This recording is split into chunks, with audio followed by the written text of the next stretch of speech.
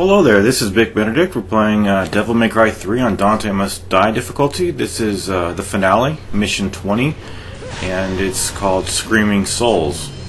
So, the best weapon to have for this fight is the gauntlet, because it has the elemental property of light, and also the style that I have equipped is the Quicksilver. So briefly, I just wanted to mention that I did this fight twice. One time I did it, I cleared it and uploaded it to YouTube, but the commentary that I put on it was too negative and too much against this game and bashing it. So what I did was I stepped back from it, took a day off, and then cleared the game. And now, with a little bit more retrospect, I can talk about the balance of this particular fight. It's a difficult fight, and the most important thing that I want to say is that I want to end on a positive note about this game, because even though I've been bashing it in the guide, it is a really good game. It's just that this difficulty goes a little bit overboard. So that's all I'll really say about it. So the Killer Bee attack is very helpful here, because you'll be going at him from a distance, and to be able to stomp on him with that Killer Bee attack with the gauntlets is very safe. Normally either when if he throws a sword at you or if he's going to slash you. What you want to do is treat this fight as sort of a balancing act. Yes, I did have to use many items here to clear this fight, but still, with the limit of 10 Devil Stars, it is it is still difficult to balance all of your item usage here. So if you're struggling on this part, I really sympathize with you, because I was struggling too. And I still struggle because it's a difficult fight. It tests your reflexes and your memorization of patterns. But basically, you want to, anytime he turns into the demon form, you've got to get him out of that as quickly as possible, because just like in the previous fight with Virgil, he will regenerate his HP very incrementally and slowly, but it does negate your efforts.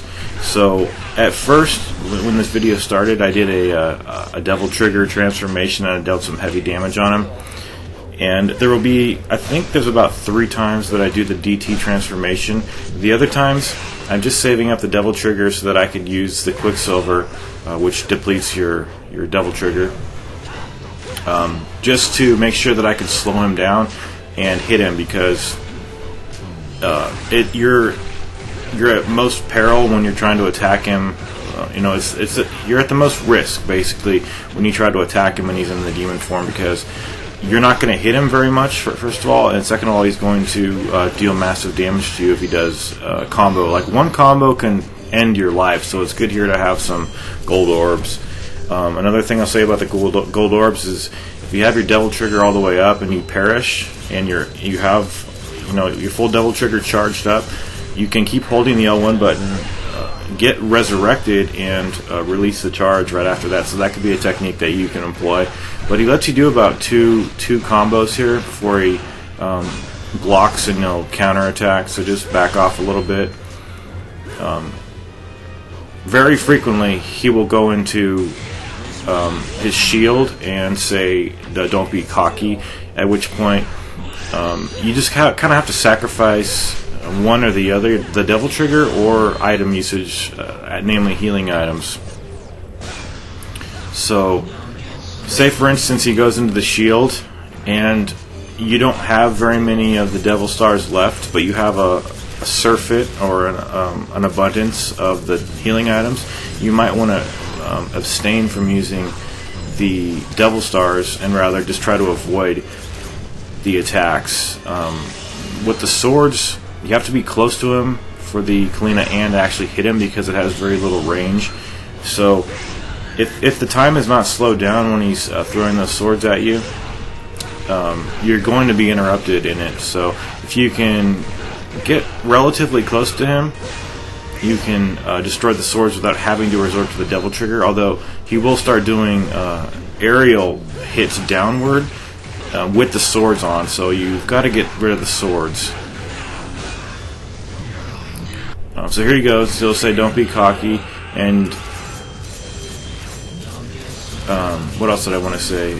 Other times when he's vulnerable is when he's trying to I'll see if it comes up here. But these attacks, you just want to jump away from him. You know, whether it's towards the camera or away from the camera, depending on the situation, and just do a single jump away from him, and you'll get the iframes necessary to evade it. But when he's doing his sword attack, when he's not devil triggered, he's doing that void kind of attack that disrupts the. Let's see, that one right there, that move right there. It's interruptible, so you can do the killer bee and do your combos here. Sometimes I've been able to chain a combo by doing the beast uppercut and followed that by a killer bee, stun him again, and do like 2 combos. I'm not sure if it was in this take. Now these void bubbles that he sends out, very dangerous, so just move around. Do the roll if you want to. It's not really hard to dodge the swords when they're circling you. You make a move basically, and then they'll close. So if you just jump once, you'll get your iframes. So it seems like you can't really win this fight that easily because he keeps regenerating his life. So it's just very imperative to get him out of the demon form at all times. But we've come to that point where the guide's going to be concluded. I'm not sure what I'm going to be covering next. I have, it could. I'm not really sure. This game has left a bad taste in my mouth as far as the difficulty, but I still recognize it as a really good, solid, tight game with just flawless mechanics. But it's just this difficulty that's really, kind of left that bad taste in my mouth, like I said. So, but anyway, I wanted to stay positive, re-upload this, and even though it took a couple more hours out of my life, I wanted to make sure that the content was up to par with my usual stuff.